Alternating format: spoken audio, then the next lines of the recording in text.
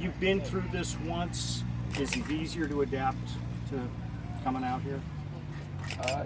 It doesn't get easier to adapt. You get a routine. You know what to expect, and you can attack each day.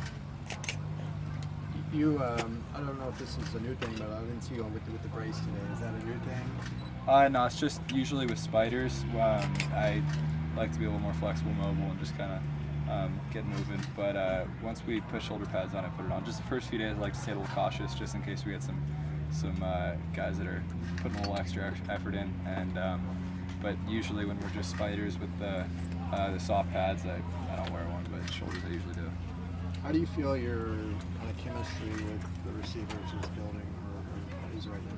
I'm starting to learn their body language, and it helps a lot with shoulder pads actually, because you can kind of tell the shake of the pads as they break out of routes, and I'm learning each one has their own special style. I mean, someone like Kenny Walker and Ish run routes a lot differently than AVD, so I'm getting to know each and every one, and hopefully build that chemistry to carry over on Saturdays.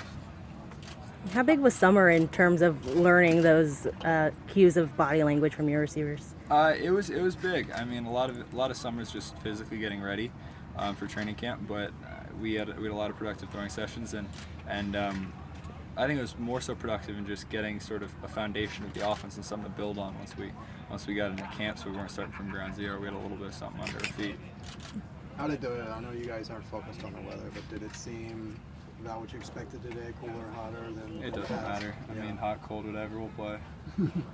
What are the benefits of this, getting away from It eliminates distractions. I mean, there's something to it being in an environment like LA and having to tune out the distractions, and then you can also force the hand and just be at a place where there are very few distractions to start out with. So in UCLA we had to tune out a lot of noise. There were like youth soccer camps going on around us, and we saw some other UCLA athletes in the training room and stuff, but you just kind of had to walk in and be in your zone. And then you go on the other flip side of the coin, and there's nothing UCLA about this place. So we get here and get to tune out and just kind of bond together as a team and get better. I know a few years ago, I think it was the linebacker coaches confiscated their unit's cell phones. Has anybody done anything like that, or No, not this they year. kind of trust you guys to? Yeah, I mean, I think we've had some pretty productive practices these last week and a day. So got another one today, and we'll see how it goes. But we'll adjust on these cell phones accordingly.